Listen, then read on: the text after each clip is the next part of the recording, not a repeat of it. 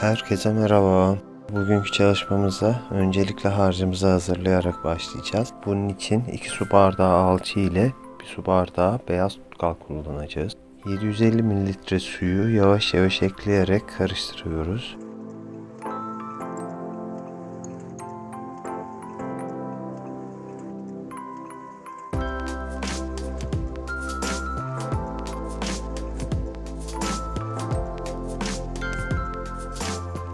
İnce talaş ya da kalın talaş kullanabiliriz. Ben ince talaş kullanacağım.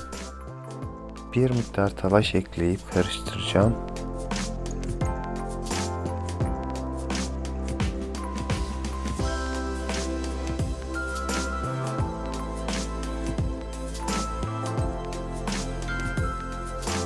Karışımın hamur kıvamında olması gerekiyor. Bu nedenle biraz daha talaş eklemek gerekiyor.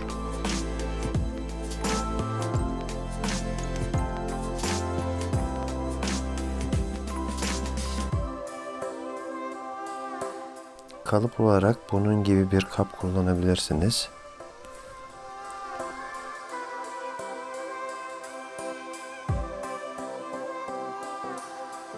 Harcımızdan küçük parçalar alıp kalıba yerleştiriyoruz. Yaklaşık 1,5-2 cm kalınlığında yapıyoruz.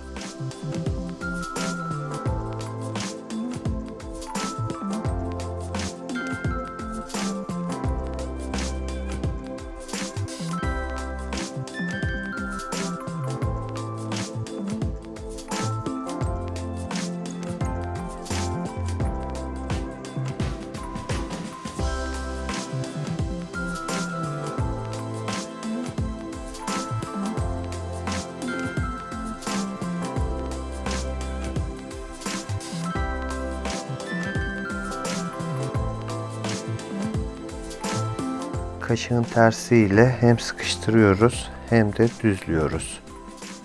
Bu iş için en ideal kaşık diyebilirim.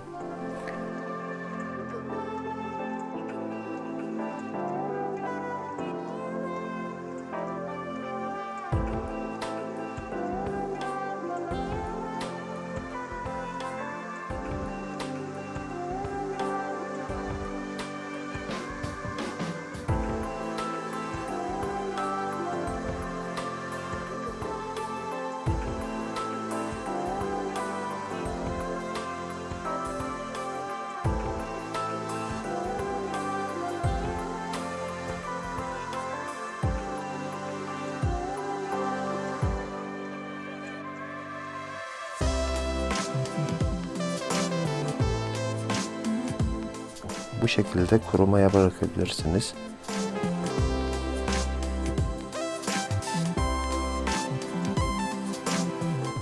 Dilerseniz benim şimdi yapacağım gibi kenarlarına çeşitli süslemeler de yapabilirsiniz.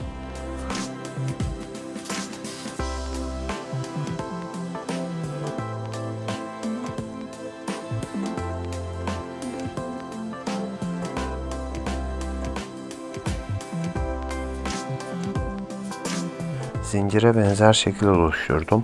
Tabi isterseniz saç örgüsü gibi de yapabilirsiniz. Tutkal yardımıyla yapıştıracağım.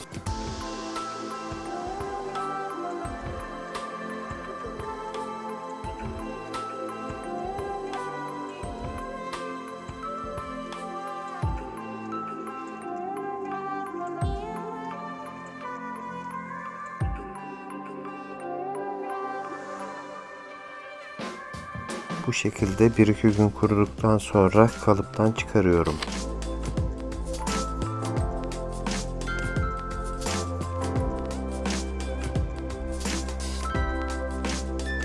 Kalıptan çıkarılmış haliyle de kurumaya bırakmak gerekiyor. Çünkü alt kısmı halen ıslak.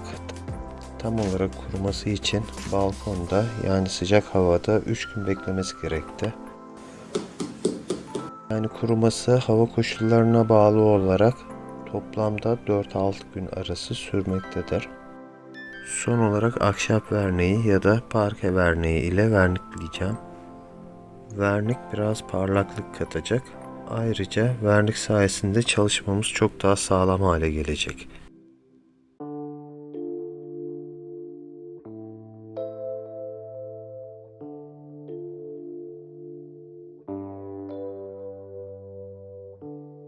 süs eşyası, saksı, meyve tabağı ve benzeri şekillerde kullanılabilir.